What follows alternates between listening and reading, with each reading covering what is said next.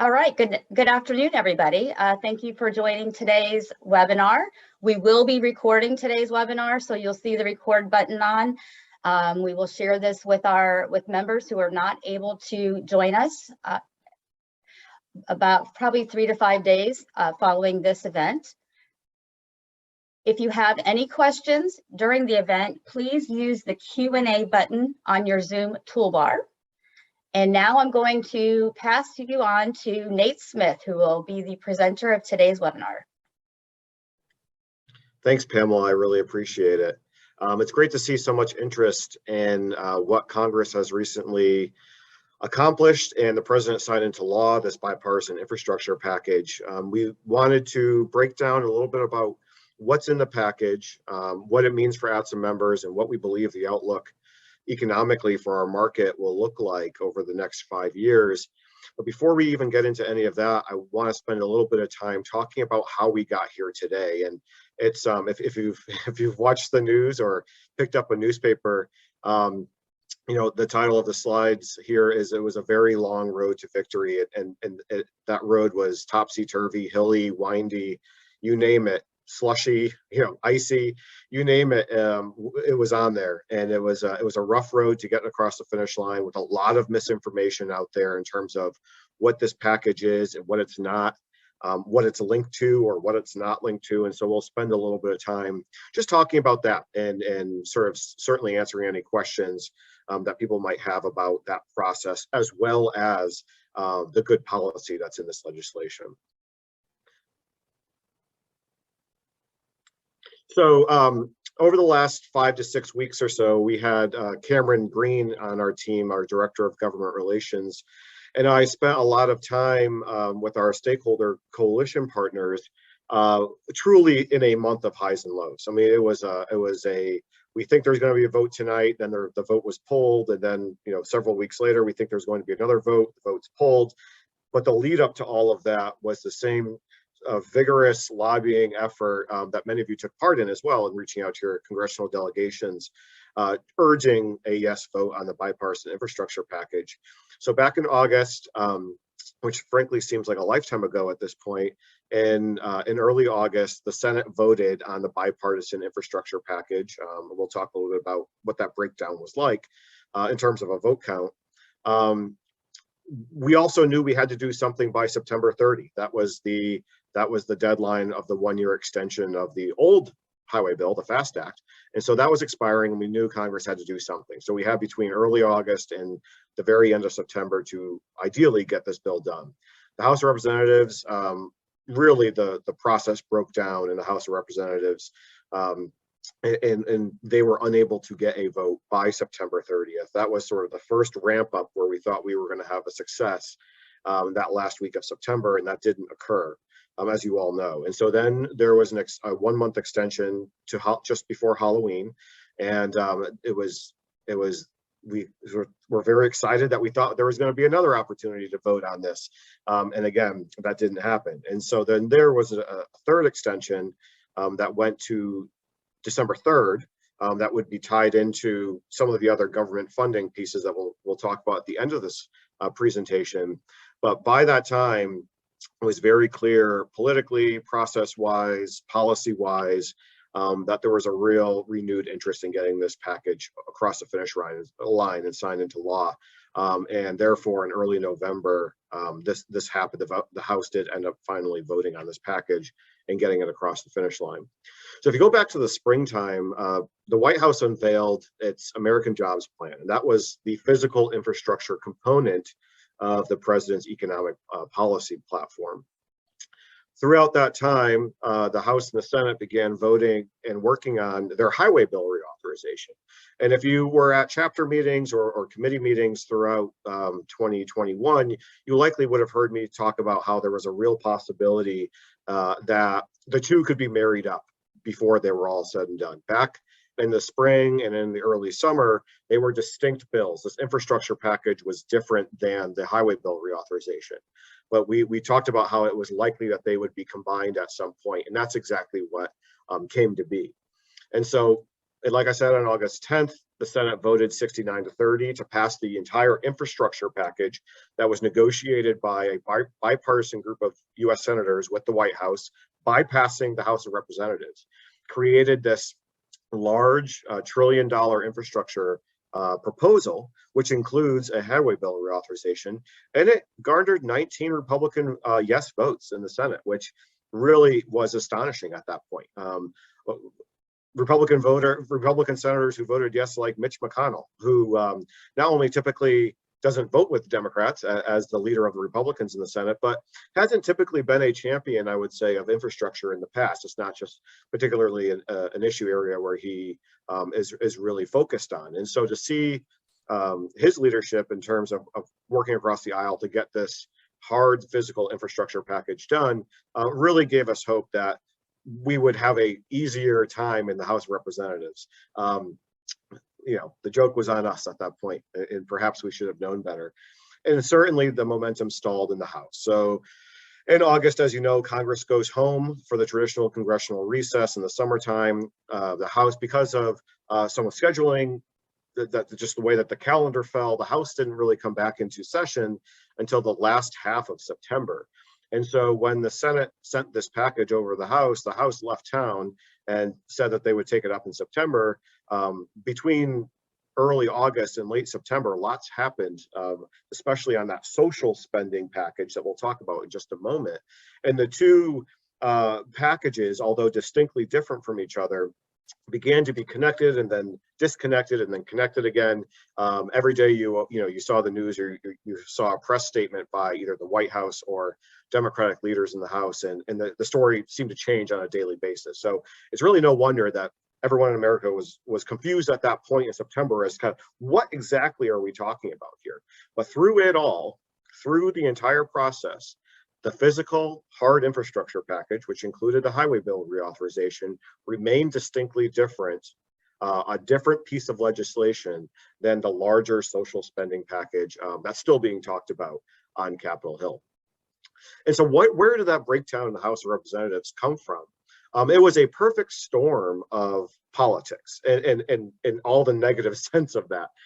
You had on the right-hand side of the political spectrum, you had House Republican leadership strongly whipping and urging their members to vote no on this package. And primarily is because they did not want to give the White House and congressional Democrats any sort of political victory at a time where they thought they had the upper hand moving into fall and then certainly into next year being an election year.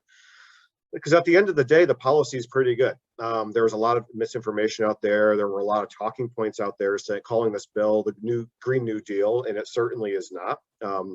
Are there climate change and resiliency aspects to that? Yes, and we can talk about that in just a moment. But at the end of the day, I keep pointing back to the fact that Republican leader Mitch McConnell voted for this. It's not a senator who's going to vote for anything that's closely resembling any type of Green New Deal policy. And we'll talk about how that manifests itself on the House vote finally just a couple of weeks ago. So you have the House Republican leadership strongly in the strongest terms urging their members in their conference to vote no on this. At the exact same time, you had the House Progressive Caucus, which is the far left side of the Democrats in the House, withholding their votes because they did not believe it was strong enough in terms of climate change policies that they wanted to see involved in this. Additionally, they wanted more action on the social spending plan and began to hold this package hostage as negotiations were ongoing on that other, again, unrelated package. And so to the extent that one package was related to the other, it was really strictly in the sense that in this case, House progressives were holding the infrastructure package back in order to try and gain leverage on something else. And you saw this process throughout September kind of ebb and flow. And unfortunately, the House progressives had the votes to withhold a likely successful vote on the floor of House of Representatives, which is why you saw Nancy Pelosi several times pull back and stop a vote because the votes wouldn't have been there to pass the package on the floor. So finally, the House of Representatives, due to politics, due to the fact that I think everyone was sick of that process of yes, no, we're almost there and then back off that ledge. the House of Representatives on November 5th voted 228 to 206 to advance this package to the president for his signature and be signed into law. So again, it was a bipartisan vote, less significantly bipartisan than what was on the Senate over the summertime. However, there were 13 Republican House members who voted yes, and there were 6 Democrats who voted no. That was sort of the furthest of the far left. And that goes to show you also, this is like, Alexandria Ocasio-Cortez, AOC, and her group of progressive members of Congress. That also tells you that this is not the Green New Deal. If it were, they would be voting for it, and they chose not to. And so, this package is somewhere in the middle between what the far left wanted and what the far right wanted. At the end of the day, compromised bipartisan policies like this, that's how they tend to formulate in DC. So what is in this package? And we'll break down the federal highway, roads and bridges and safety aspects in the next few slides. But I want to show you, because it is a $1 trillion package, which is, again, highways, the highway bill reauthorization, plus a whole bunch of other transportation and non-transportation, but physical infrastructure funding. And so I wanted to break down the largest pieces of this package, so you can kind of get a sense of what we're talking about. This is not healthcare, this is not childcare, this is not elder care, this has nothing to do with scholarships or anything like that. This is hard infrastructure. So certainly the biggest chunk of this would be going, and it will be going, to the Federal Highway Administration, followed by Federal Transit Administration allocations, railroads, airports at the FAA. NHTSA is the highway traffic safety, so it's all the behavioral safety and vehicle safety aspects of transportation, as well as some additional new programs under the Office of the Secretary. We'll break out some of those in just a moment. But on top of that, there's electric vehicle charging stations. Maybe that's not everybody's cup of tea, but it's certainly still a type of infrastructure. Over on the second column, you see water, broadband, electric grid, water remediation, water storage in the West, as well as some resiliency dollars as well. And that concept is, as the weather changes over time, colder, hotter, drier, wetter, more snow, stronger storms, we're building infrastructure that can better withstand that changing weather patterns. So we don't have to keep rebuilding it and waste money year over year or every 5 years, and try and give that infrastructure a longer lifespan. So in the roads and bridges section, this is the core highway bill reauthorization, but this is the Federal Highway Administration's portion of what we traditionally would know and see as a highway bill.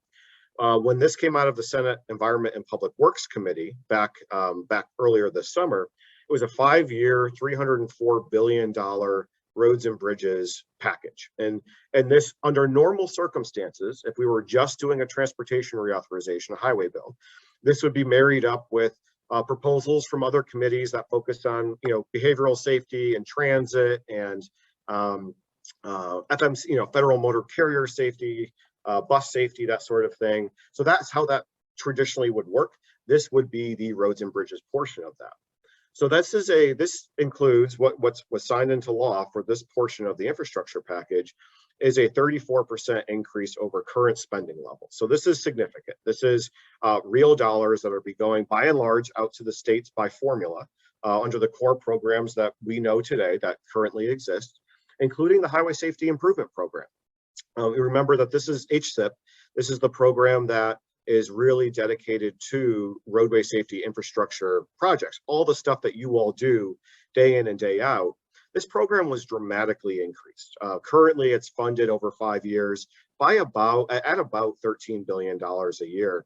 We're seeing the IIJA, the current highway bill, this infrastructure package, funding the HSIP program at just shy of $17 billion. And that includes highway rail grade crossing as well. But this is a significant increase. In fact, some of you have heard me say this as I've traveled around to the chapters, is that, this is a massive kudos to ATSSA members. This is not something that me and Cameron and the GR team were able to achieve on our own. This is absolutely the long outcome of years and years and years of ATSSA members coming to Capitol Hill and talking to their congressional delegation, hosting legislators at their facilities and job sites to get them to understand what investments in safety mean, not just for saving lives, but also for your businesses back in the home states.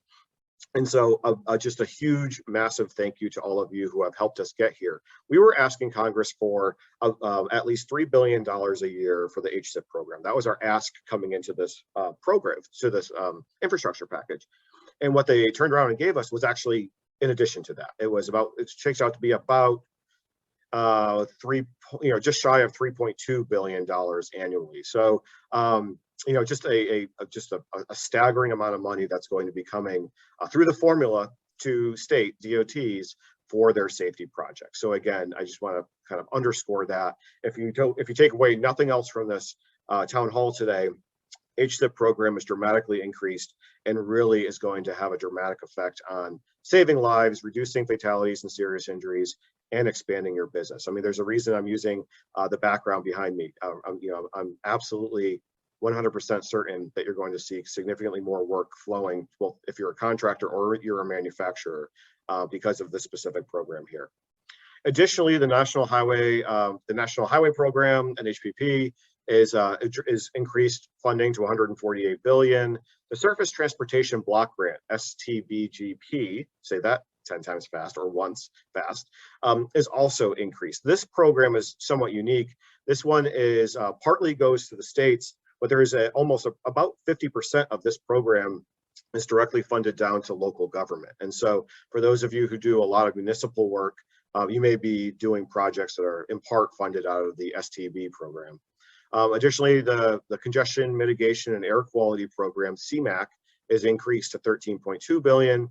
And then the National Highway Freight Program is increased to $7.2 billion. And so, again, these were formula programs. So this goes out to the states via formula. There aren't grant applications associated with this. So this is money that will begin flowing to the states very, very soon.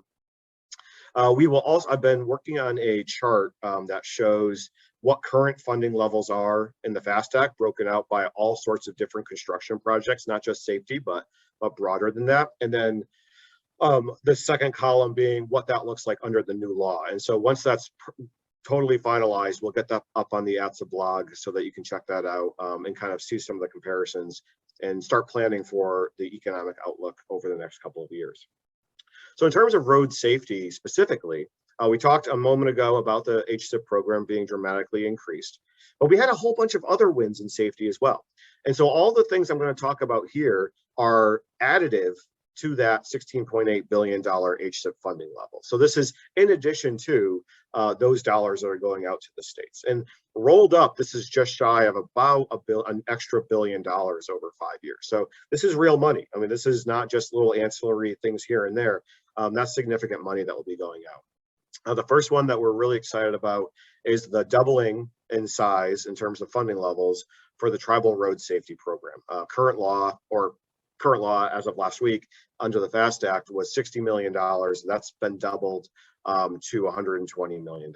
And that's something that we fought for. We worked with our partners, both in the House and the Senate. I'll talk about who we work with in a moment to really raise some awareness and the need to invest in tribal road safety. Additionally, something we have been fighting for gosh, more than a decade is dedicated funding for rural road safety infrastructure projects.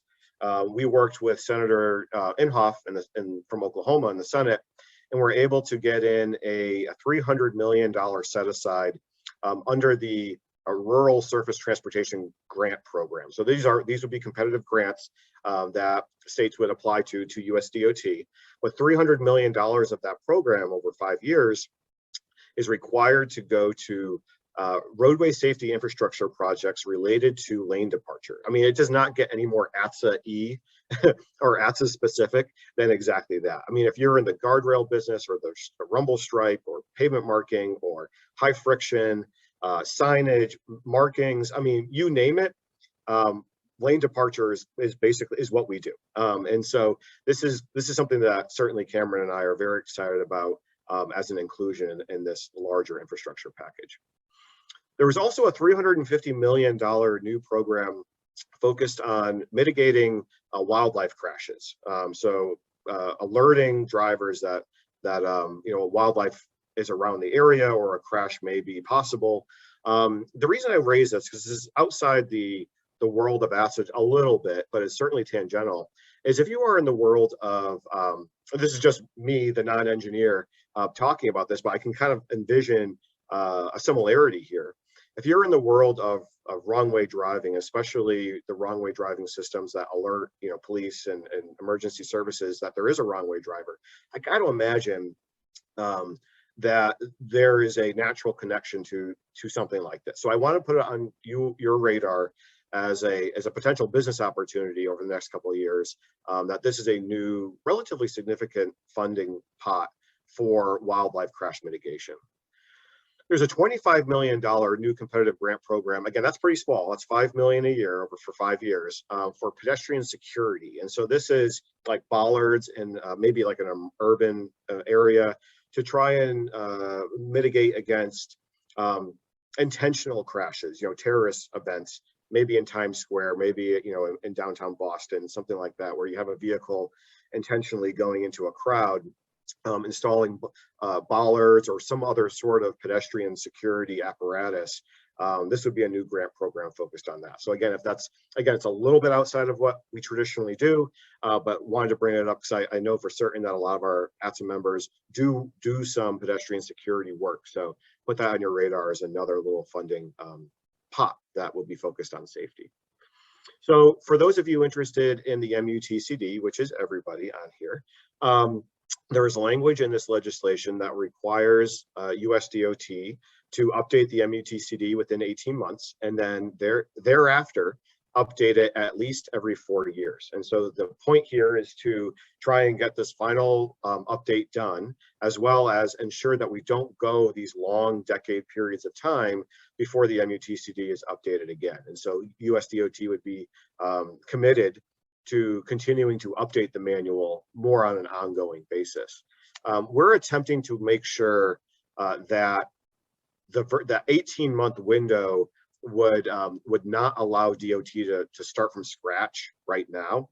I'm a little concerned that the way that was written would allow, it was wide enough of a window that perhaps DOT would be able to start from scratch, but we're working with Congress to try and get DOT to understand that we don't believe it's congressional intent that they start over. So that is something that we're still working on behind the scenes to sort of clarify what that intent would be. So perhaps more to come there, but something that we continue to work on with committee staff in the Senate.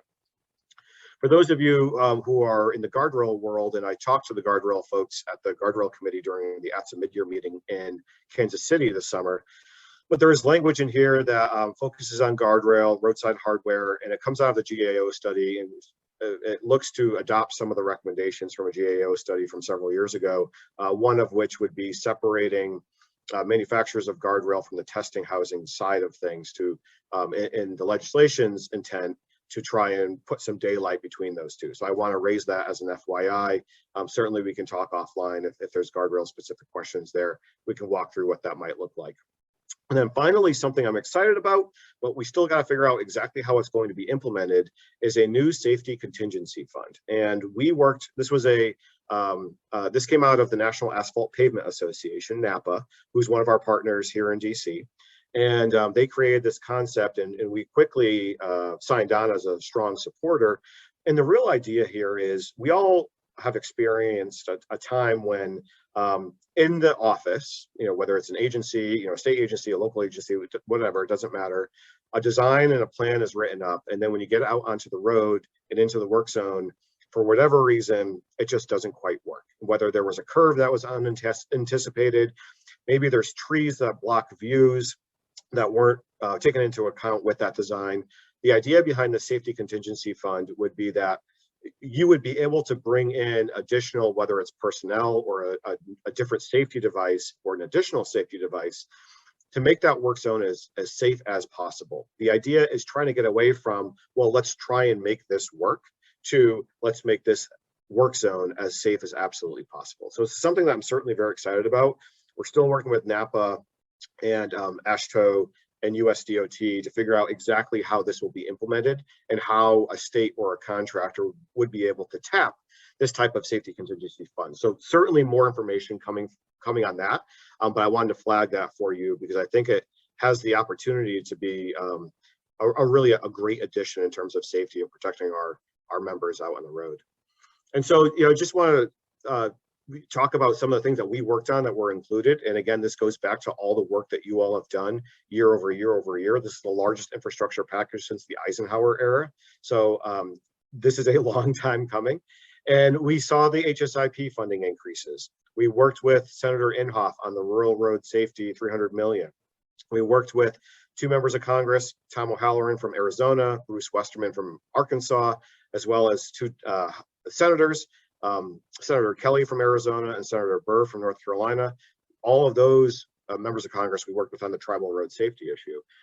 We successfully beat back a bad MUTC amendment in the House side, and were supportive of the MUTCD language on the Senate side. And then finally, the item that is also going to be very exciting is this new Safe Streets for All program. And this stems out of going back to the campaign. Both Joe Biden and Pete Buttigieg, when he was running for president, both of them had road safety as a component to their presidential platform, their campaign platform. And fast forward to today, Biden's president, Buttigieg is Secretary of Transportation. Road safety remained top of mind for the administration as this whole process went forward. And they created a new Safe Streets for All program. This is funded at $1 billion a year over 5 years, so in total $5 billion. And it's really focused, it's a competitive grant program, and it's focused on allowing and helping states and local governments undertake Vision Zero projects. And it's pretty vague and broad about what would qualify under that. And it certainly will be more than infrastructure safety. There will be a behavioral component. There will be an enforcement component. There will be an education component, teaching people about Vision Zero and a PR component to educate drivers. But I strongly believe there's going to be a robust infrastructure component, because at the end of the day, a lot of Vision Zero projects include safe routes to school, bike safety, dedicated bicycle lanes, pedestrian safety, crosswalks. So especially if you are in the dedicated bike lane business, the markings business, and the sign business, I think that there's a real opportunity here under these competitive grants to really focus in on some really innovative, more sort of local Vision Zero type projects at the state and local level. So we're going to be working with DOT to give our suggestions. In fact, we've already begun about what this program should look like. It'll take a little bit of time because it's brand new for US DOT to stand up this program before these awards start going out the door. But I do believe the administration is going to try and get these out the door as quickly as possible, because it is very important to both the Secretary and the White House themselves. So this is I'm very excited about this legislation. It is a physical, hard infrastructure package that includes the largest highway bill reauthorization we've seen to date. It includes the largest funding levels for safety we've ever seen. I want to put in perspective where we've come. And in 2005, before enactment of the old Safety Lou law, there was no dedicated road safety infrastructure federal program. There was just sort of a set aside from a larger program, but there was no dedicated pot of money specifically for road safety.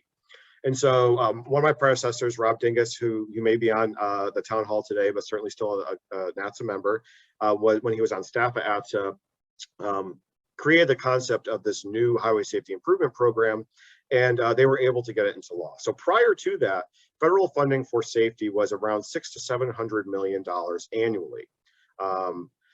With the inclusion of the highway safety improvement program, that number started to increase, and we got it to fairly regularly be increased with each ensuing highway bill reauthorization.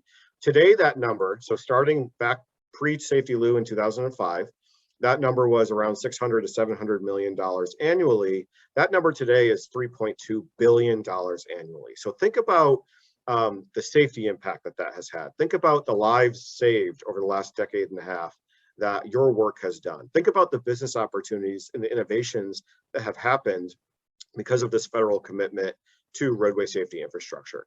This is all your work. This is all the great, we often talk about in our industry, you don't typically hear the story of the life saved. You hear the tragedy out there in the transportation world, but you don't hear about the life saved.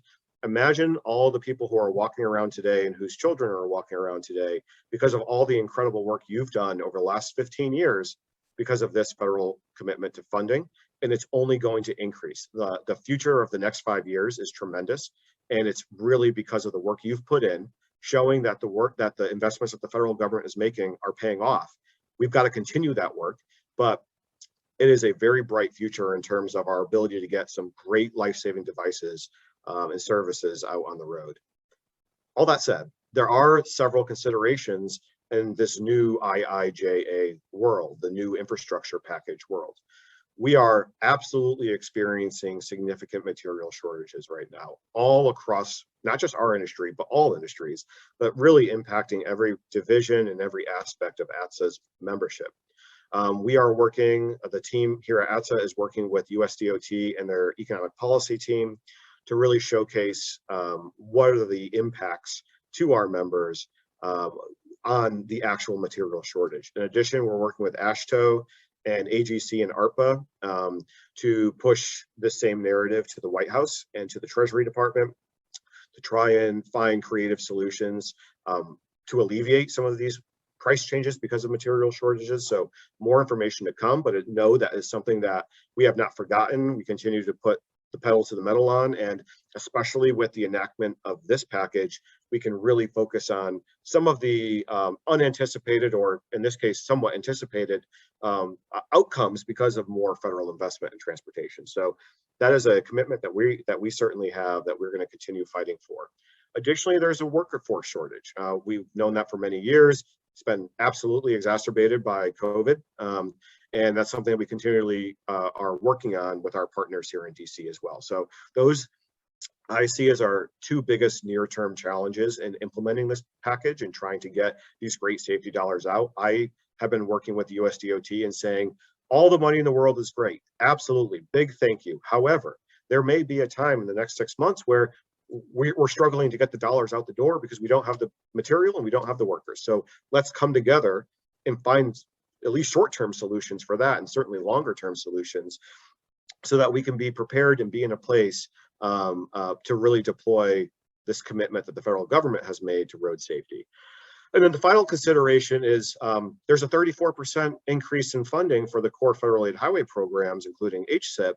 That means a state's match is increased as well. And so as for most of the programs from the federal government, there's an 80-20 federal state match. For the safety programs, it's by and large 90-10, but that means the states are going to be forced to spend more to meet their match. So we're just got to make sure that states have the ability to meet their match and they're not leaving any of that federal money on the table because they don't have their state match funds in their bank accounts. So a quick forecast for the rest of this year for 2021. Congress still has to work on a fiscal year 2022 appropriations package. This is like funding the government, as you hear in the news. Currently, it's funded through December 3rd. At that point, Congress will have to either figure out another short gap extension or perhaps finalize their appropriations package for the next fiscal year, which for the federal government has already begun. Additionally, we have this social spending package. This is, it started at $3.5 trillion, then it was $2 trillion, 1.75 trillion. It's still being negotiated. But at this point, that is absolutely distinctly different than the physical infrastructure package that Biden just signed into law. But this is still, these negotiations are still winding their way through both the House, certainly, and in the Senate. So that is something to watch for the rest of the year. And then finally, there's an extension of the debt ceiling that is through December 3rd that Congress will have to grapple with as well. So, this Thanksgiving, I would say that I'm most thankful for getting this physical infrastructure package done, but primarily because those two December 3rd dates are looming, and it's going to be a messy, messy December 3rd. The great thing about it is infrastructure is not part of it. The highway program is not going to be caught up in any of that mess. And so, if you want to do a work-related thanks at Thanksgiving around the table, perhaps consider that we've got this great package coming that's going to save lives and really be tremendous for our members. And so with that, I am happy to take some questions, and it looks like we have some questions in the chat. So the first one, Will Burney is asking, how much was the Rural Road Safety Program in the FAST Act? Well, that's a zero. So this is something we're excited about. There's current language in federal, well, under FAST Act, that a state had to spend money on rural road safety projects if there was a trigger, if their fatalities on rural roads increased over the most recent 2-year period. So this is in addition to that.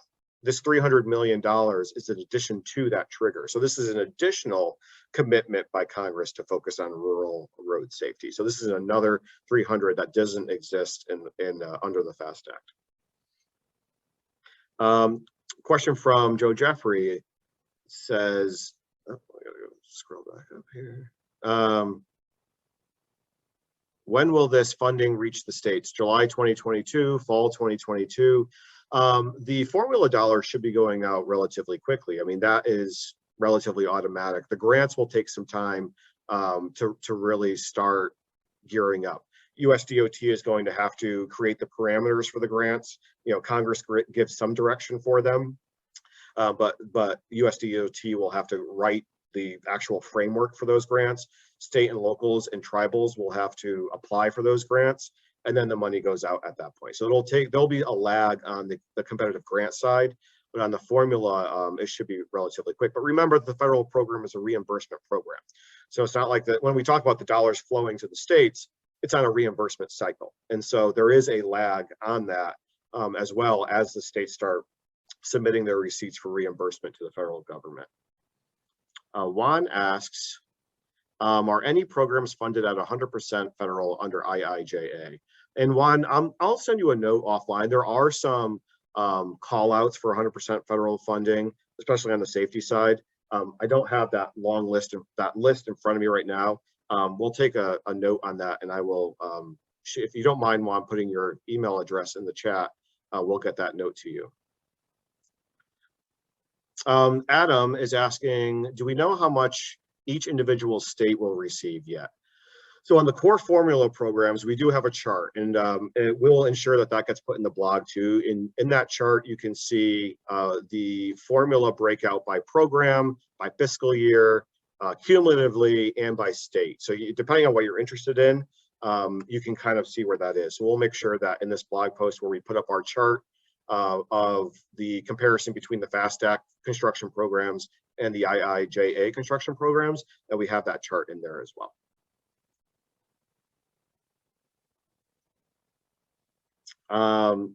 Seth is asking about any more details on the CMAQ funding. The CMAQ, to my knowledge, wasn't touched too much in terms of eligibility, so it's the same eligibilities that's been in there. The one area that has always been a little bit more focused on our industry with CMAQ is contraflow lanes and managed lanes, like some of our member manufacturers do some products there.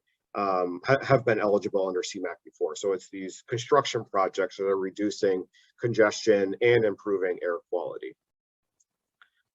There's a question about reconciliation. Reconciliation bill is unknown currently, whether it's going to happen, what size, that's correct. Are any parts of that package likely to impact the headwinds, and for example, worker shortage, material shortage, either by reducing COVID impacts or anything else? I think that it's too early to say. At the end of the day, no package has been agreed upon, so we don't really know what's going to be in that final package. So I think that's a good point and something to consider about how it will impact sort of current law, the infrastructure package. And I think, Eric, that'll be something that we continue to monitor and take a look at. Mike Sutton is asking, does any of the money have a timeline requirement for projects to be shovel ready, like the stimulus package? At this point, no. That was a big knock on the stimulus, or the American Recovery and Reinvestment Act. I will say that the White House just appointed former New Orleans Mayor Mitch Landrieu, who was also the former Lieutenant Governor of Louisiana, to be, I'm going to call it it's like the infrastructure point person, sort of the infrastructure czar, to really make sure that the dollars go out as intended and that there's as limited waste, fraud, and abuse as possible. So in terms of shovel ready, this is more of, especially the formula stuff, it's a highway bill, whereas ARA was not. ARA was additional stimulus spending, very little of which actually was for infrastructure. If you remember, it was billed as an infrastructure investment, but it really wasn't. So this is more of that sort of traditional surface transportation bill that you're used to over the last several years. Question about, will USDOT claw back the V2X safety bandwidth from the FCC? I think Mike's asking about sort of the safety spectrum, the 5.9 gigahertz. This is actually something that's still ongoing. I think the short answer to that is likely not. There's a lawsuit right now. Both AASHTO and ITS America have sued the FCC and the US government to stop the reallocation of part of the safety band. And Mike Long, I'm happy to chat a little bit more about that offline, but this package talks a little bit about dedicated short range communication, DSRC, but it doesn't have an implication necessarily on the FCC USDOT battle that's been going on for a long time on spectrum.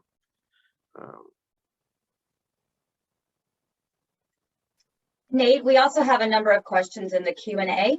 All right.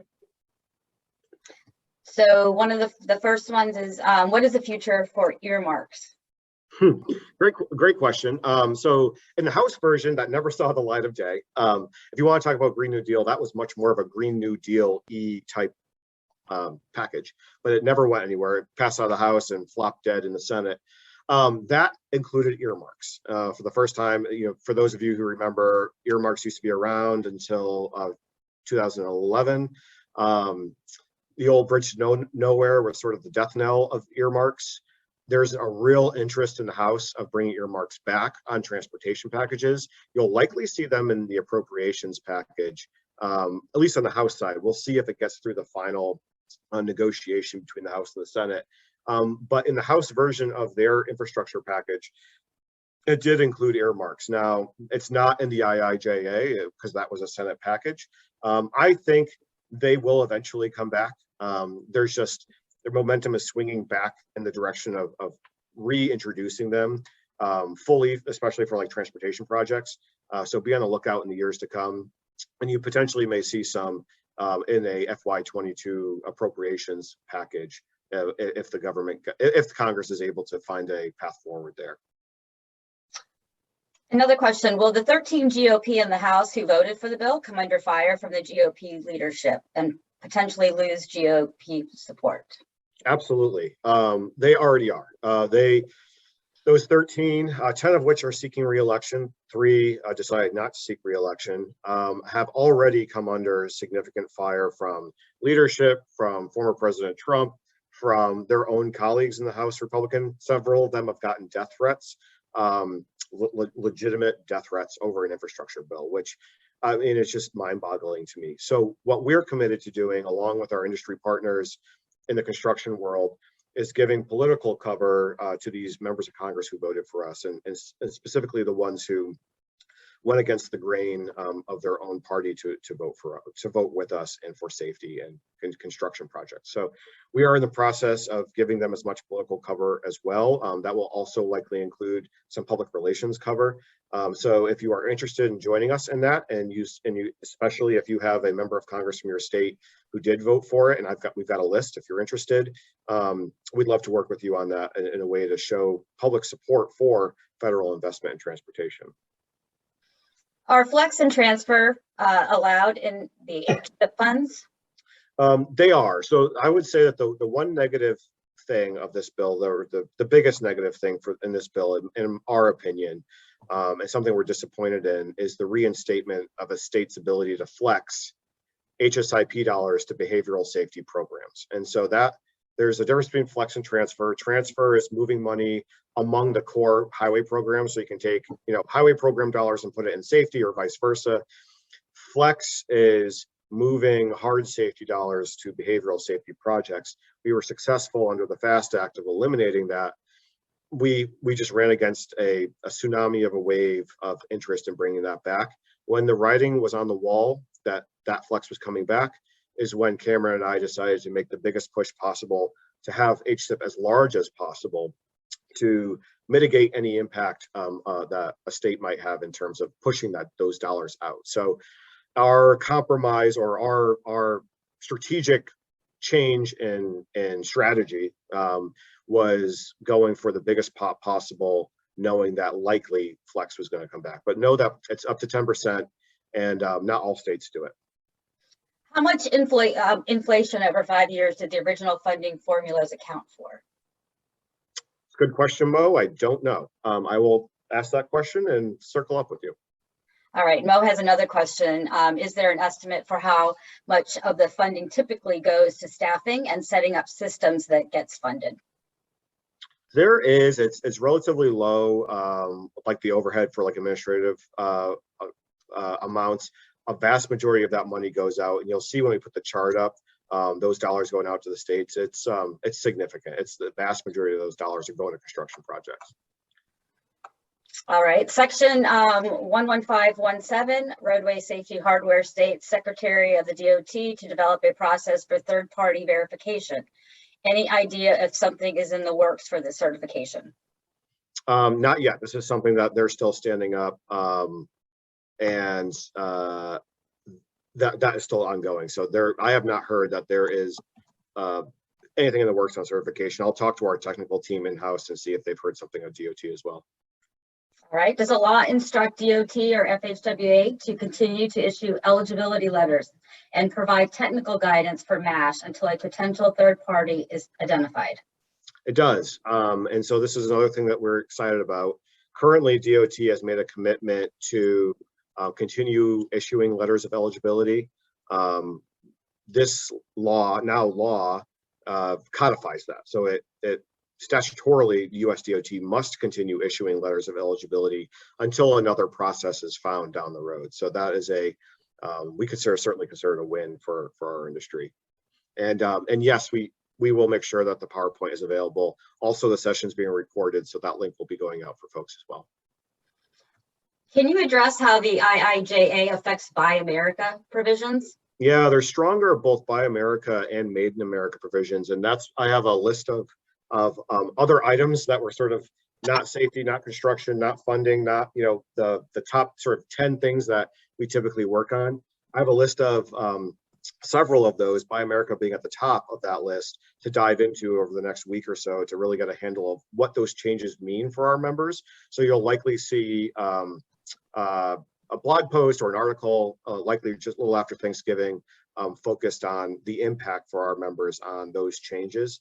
If this is an opportunity for me to say that if you are not subscribed to our blog, that's how we get a lot of our information out to our members. Please go to ATSSA.com and subscribe to the blog. It gives you a push notification whenever we add something to the blog, so that as we start diving into all the other, it's a 2,000-page bill, all the other pieces, and we start analyzing some of those other areas, we'll continue keeping that updated on the blog. So to take a look there, and we'll have something, I think that was Mark, we'll have something in the next couple of weeks. There's a question regarding allocation to the states. How much money is allocated to the states through the formula application? And are these formulas transparent, or are they determined on a state-by-state basis through negotiation? So if the question, if Henry's question is like which states are getting what through the formula, that's in that chart that we'll be sharing. The question may be, how does the formula come to be? And that is a very nebulous, by and large, those cards aren't shown because members of Congress get real interested when they start messing around with formulas, because that means that their state may get fewer dollars with a change in a formula, kind of like redistricting at the congressional level, or they may be getting more dollars. So the process by which those formulas are created is a very sort of dark and, I would say, relatively non-transparent way. And those formulas really have been changed too much over the years, because opening that is a real risky endeavor. Are there any funds the product manufacturing industry can access directly or indirectly for innovation, technology, and product development? for example, for R&D? Yeah, there is an R&D area within the federal highway program. Additionally, there is the Joint Office for ITS, and then finally in the infrastructure package, and add this to my list of things to delve into over the next couple of weeks, is a new focus on it's essentially like advancement of innovative manufacturing in the United States to make sure that the U.S. manufacturing sector is keeping pace and exceeding that of which the rest of the world is at. And so there could be a possibility for something like that under that new innovative manufacturing area. We'll take a look. I missed who asked that question, but we'll take a look and we'll see if there might be some new opportunities under IIJA from that manufacturing aspect. When is the new MUTCD coming out? Wow, $1 million question. We don't have a date for that yet. So as you know, a quick recap, as you know, at the end of the Trump administration, there was an attempt to get the final rule for the MUTCD out the door. With the Biden administration coming in, many different regulations were frozen to be analyzed. This is one that has been stuck a little bit. We don't know exactly when it'll be coming out. We think soon.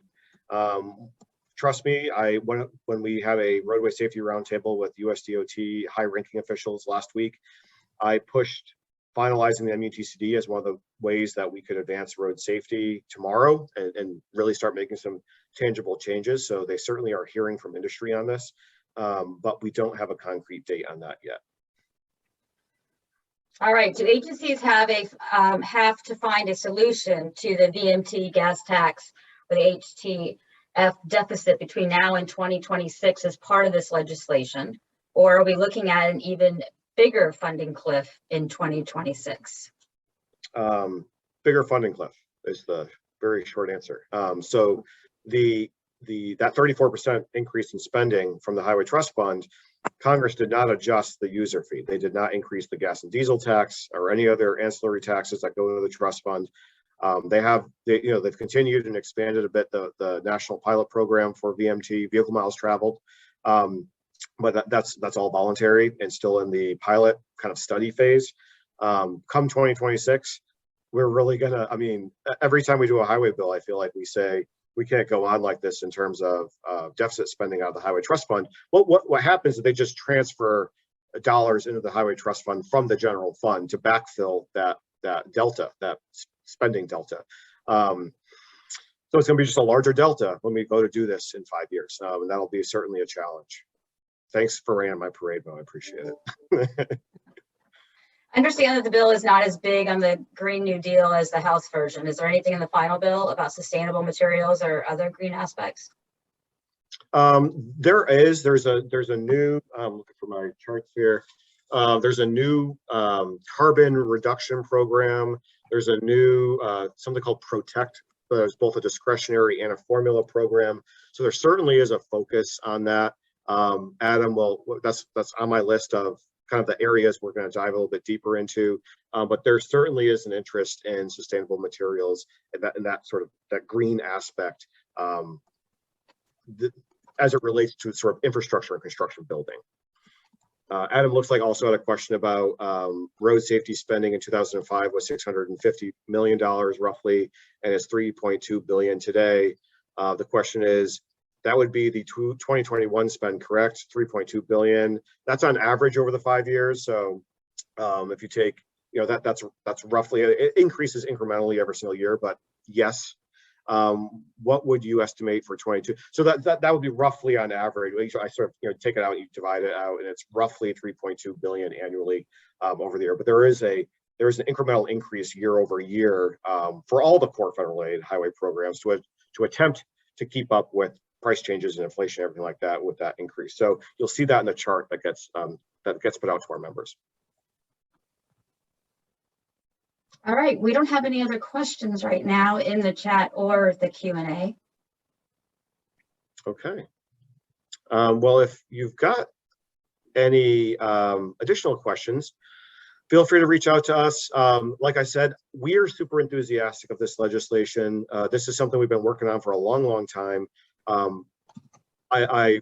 We're committed to kind of continuing to dive deeper in some of these other areas that are sort of the more infrastructure side that aren't the traditional surface transportation. So there's more work to be done on our analysis and certainly on implementation and making sure that the administration is doing what Congress intended them to do, which is always a push-pull challenge, regardless of any administration.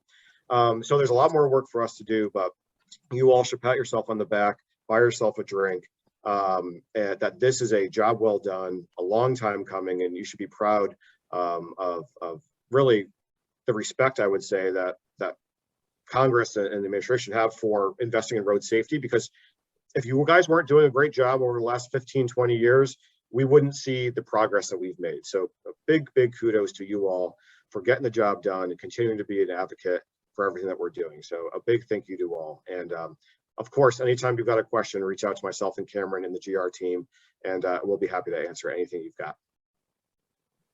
All right. Well, thank you again for everybody for joining us today. The session, as we mentioned, was recorded, and it will be posted to the ATSSA website, as well as Nate's PowerPoint from today's presentation. Have a happy holiday. Great. Thanks, everybody. And thanks, Pamela. Thank you.